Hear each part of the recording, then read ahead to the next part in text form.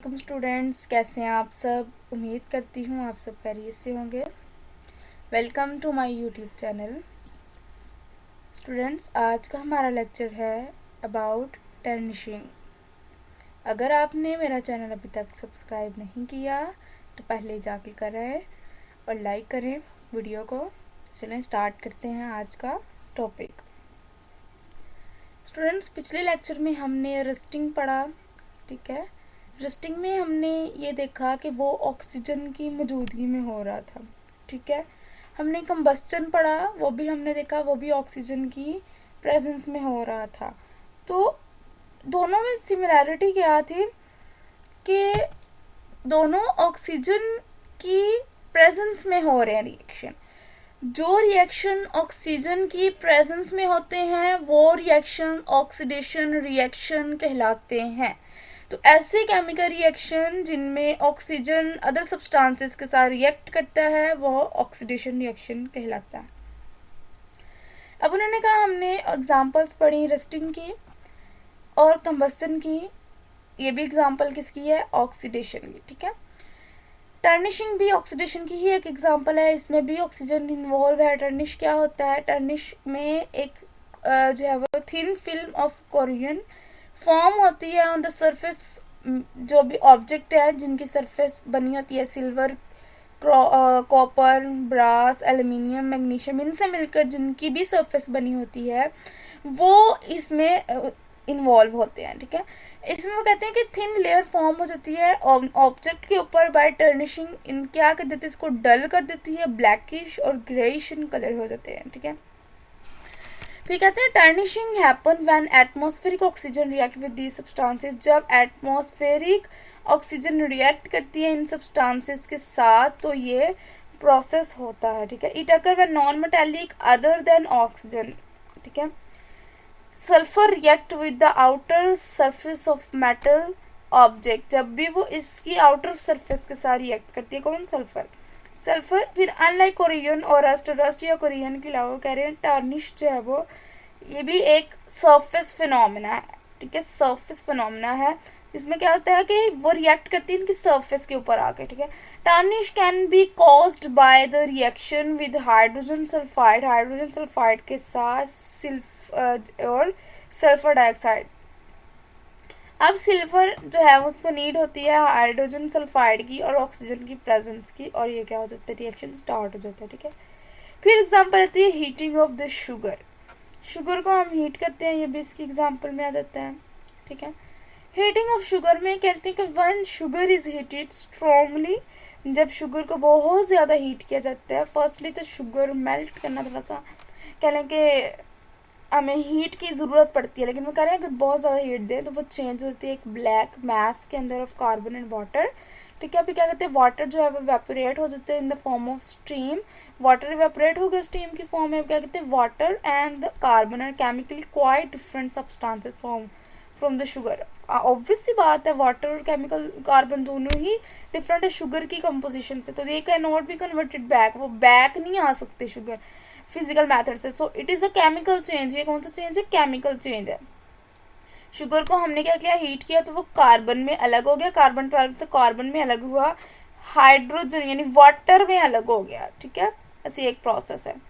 फिर आता है जी heating of potassium chlorate.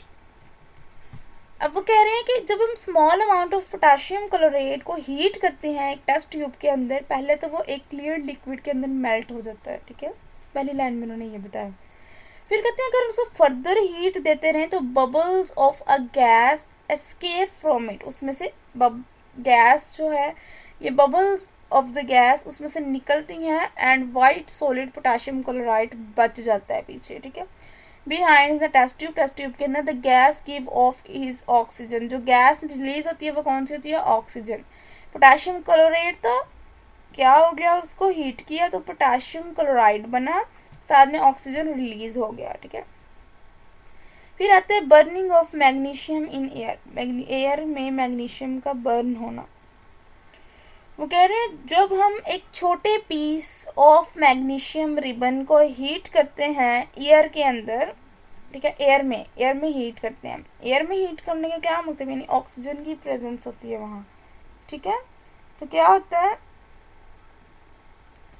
This white ash is a new substance, फिर एक वाइट ऐश सी निकलती है उसमें से, ऐश रॉक को बोलते हैं, ठीक है। Magnesium oxide different composition and different properties of those magnesium and oxygen. क्या आता है, मैग्नीशियम को हम क्या करते हैं, वो ऑक्सीजन और मैग्नीशियम ऑक्साइड में देते हैं, क्योंकि हवा में ऑक्सीजन ऑलरेडी प्रेजेंट होती है उसकी। फिर आते हैं आगे, फिजिकल चेंज और केमिकल चेंज का फ़र्क क्या है, ठीक है। फिजिकल चेंज क्या होती है, ये इन्वॉल्व इनका डिफरेंस क्या है, इनका कंपैरिजन क्या है, ठीक है। हमें पता है फिजिकल चेंज है वो physical properties of a substance, इसमें चेंज है। और केमिकल चेंज क्या है, ये chemical properties of a substance, इसका चेंज, ठीक है। जो फिजिकल प्रॉपर्टीज हैं, ये फिजिकल चेंज है, वो क्या होता है, ये केमिकल कंपोजिशन को चेंज नहीं करता। जो केमिकल चेंज है वो केमिकल कंपोजिशन ऑफ सब्सटेंस इसको चेंज कराता है और नई सब्सटेंस या नई डिफरेंट फिजिकल प्रॉपर्टीज बनाता है, ठीक है। जो फिजिकल चेंज है वो इजीली रिवर्सेबल होता है और जो केमिकल चेंज है ये इजीली रिवर्सिबल नहीं होता, यानी ये नॉन रिवर्सिबल भी नहीं कह सकती, लेकिन इजीली रिवर्सिबल नहीं है, ठीक है। अब वो कह रहे हैं कि इसका कंबस्टन का इम्पैक्ट क्या है हमारे इन्वायरमेंट के ऊपर, ठीक है। हमने अब इसको पढ़ना है। कंबस्टन जो है उसमें इंक्लूड होता है बर्निंग ऑफ फ्यूल, ठीक है। अब कहते हैं जब ये जो एनर्जी है ना, need in almost all the field and domestic setup is met by the burning of fuel, कि ये सारी एनर्जी हम कहाँ से लेते हैं, बर्निंग ऑफ फ्यूल से। अब वो कहते हैं on the other side the gaseous emission during burning of fuel is the primary source of environmental pollution. हमें पता है कि जब भी हम बर्निंग किसी भी फ्यूल को बर्न करते हैं तो वहाँ से एक तो एनर्जी जो इमिट होती है ना, इमिशन होती है जो गैसियस की, वो इन्वायरमेंट में पोल्यूशन का पहला स्टेप है, ठीक है। तो वो कह रहे हैं डिफरेंट किस्म की जो प्रोडक्ट है कंबस्टन की, उनके डिफरेंट इफेक्ट हैं जो कि नीचे दिए गए हैं, जिनको हम अभी पढ़ लेते हैं कि क्या है, ठीक है। पहला है जी carbon dioxide, nitrous oxide, water vapour और मीथेन। इनका क्या इफेक्ट है, ये इंक्रीज करते हैं ग्रीन हाउस इफेक्ट को।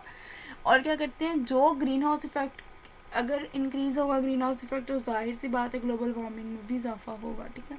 फिर है carbon monoxide and the particle, जैसे कि डस्ट हो गया, सूट, फ्यूम्स, ये सारी चीज़ें आती हैं। इनमें क्या आता है, इनकम्प्लीट कंबस्टन होती है, produces carbon monoxide which is poisonous gas. Carbon monoxide and particulate cause smog in the environment, जो स्मॉग वगैरह आती है ना मोस्टली सर्दियों में, तो वो ये इफेक्ट होता है इसका। फिर सल्फर डाइऑक्साइड या नाइट्रिक ऑक्साइड जो है ये क्या होता है कि ये एंड वॉलेटाइल ऑर्गेनिक कंपाउंड, जितने भी वॉलेटाइल का मतलब होता है जितने भी फौरी आग पकड़ लेते हैं, सॉरी वॉलेटाइल वो होते हैं जो फौरी जो है वो इवेपोरेट हो जाते हैं। जैसे कि हमने पढ़ा पेट्रोलियम एक वॉलेटाइल सब्सटेंस, फौरी रिएक्ट भी कर लेता है, ठीक है, हवा में बहुत जल्दी फैल जाता है, ये कॉज करते हैं स्मोक और एसिड रेन को। और फिर आता है lead and sulphur. Lead and sulphur ये ट्रेस एलिमेंट्स हैं, ये क्या करते हैं, lead and sulphur potential carcinogens होते हैं, ठीक है। Their existence in environment cause fatal diseases like cancer जैसे डिजीजेस ये कॉज करते हैं। फिर है compound of hydrogen like with fluorine, chlorine, bromine, iodine, यानी इनके साथ जो भी हाइड्रोजन के कंपाउंड बनते हैं वो पोटेंशियल कार्सिनोजेंस होते हैं, ये भी ग्लोबल वार्मिंग कॉज करते हैं। सो आज का लेक्चर था हमारा यहाँ तक। आई होप आपको आज के लेक्चर की समझ आ गई होगी। मज़ीद वीडियोस के लिए हमारा चैनल सब्सक्राइब करें, लाइक करें, शेयर करें, यह आपकी तरफ से हमारे लिए बहुत बड़ी मदद होती है, ठीक है। आपके लिए हम जो है वो डेली एक नया लेक्चर अपलोड करते हैं, आपके लिए मेहनत करते हैं, तो यही हमारी मेहनत का एक फल समझ लिया। आपको लाइक करने में ज़्यादा वक्त नहीं लगेगा, ठीक है। तो जल्दी से जाके वीडियो को लाइक कर दें, चैनल को सब्सक्राइब कर दें। मज़ीद वीडियोस अगर आपको जो है वो इन वीडियोस में किसी किस्म की कोई भी चीज़ समझ नहीं आती, कोई लेक्चर में किसी भी पॉइंट की समझ नहीं आती, आप कमेंट सेक्शन में बताया करें, हम इस पर डिस्कशन किया करेंगे, ठीक है। तब तक के लिए अल्लाह हाफिज़।